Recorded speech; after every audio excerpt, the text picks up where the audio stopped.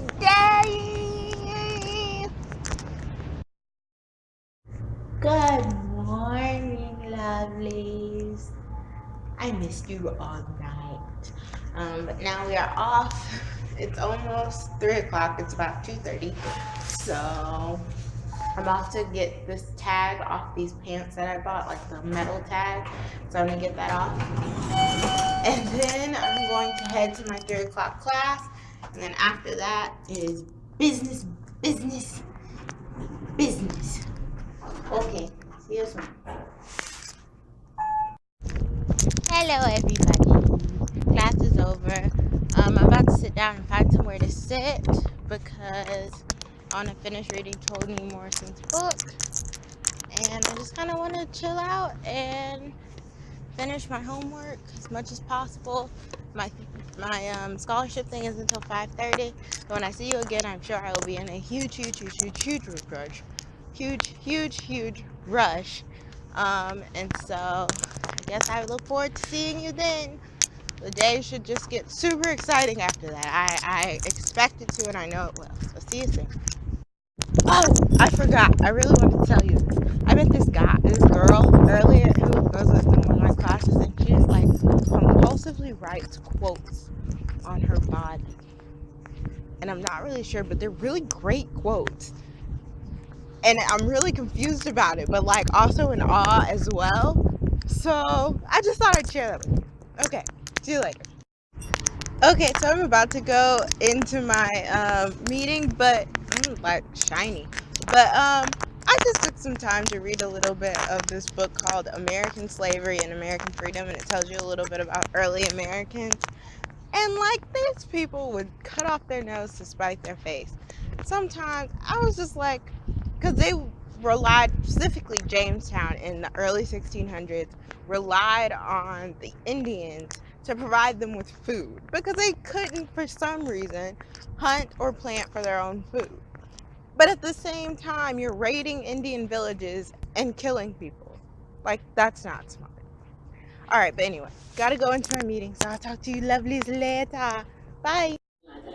I made hamburger helper tonight, and let me tell you, I think it tastes a lot better than the Zatarain's. Just saying. But I really think it was my fault, but still, so much better. See you later. Good day, everybody. My day has come to a successful end, so we're going to do the quote of the day real quick. We're going to call it a night.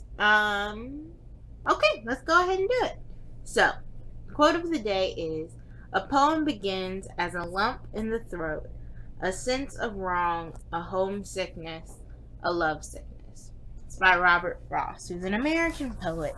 And one of my favorite poets, if we start on that note, I'm a big fan of his A Road Not Taken and Fire and Ice. And if you don't know what Fire and Ice, you probably do if you're a girl and you went through a Twilight phase. It's the poem on the very front of the Twilight introduction. So, just in case you didn't know that you knew Robert Frost, now you do. And so, this particular quote from him, I really like because it kind of captures my favorite thing about poets. Particularly their ability to articulate things that other people can't articulate.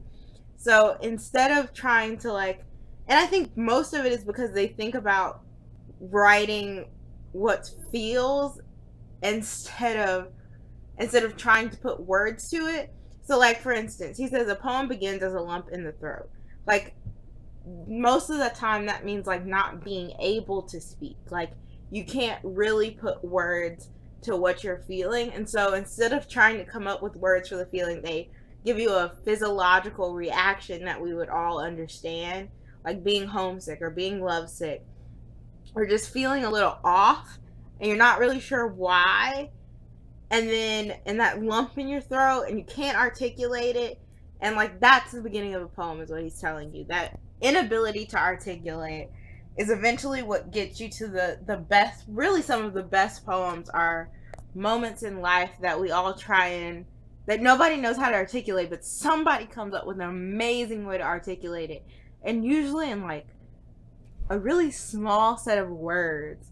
Like being able to use 5 to 7, sometimes 10 to 20 words, but to articulate like a feeling that we all feel, a universal feeling that brings people together, I just think is amazing.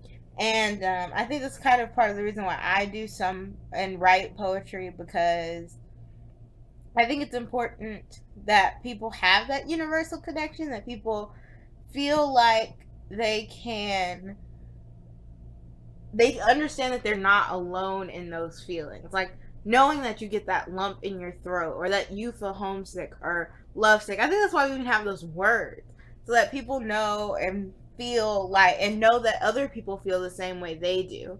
Because I feel like, especially like now in times when I'll sit around and pace around and I feel just off and I don't have a word for it, it makes you feel icky and it makes the feeling even worse.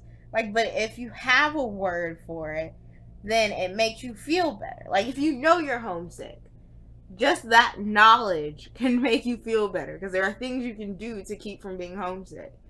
But if that's not what you are, and you're not lovesick, and you're not depressed, and you're not sad, and you don't know what the feeling is, it's really upsetting, because you're frustrated by the fact that you can't put a name to the feeling, as well as like upset about the fact that you're feeling that way.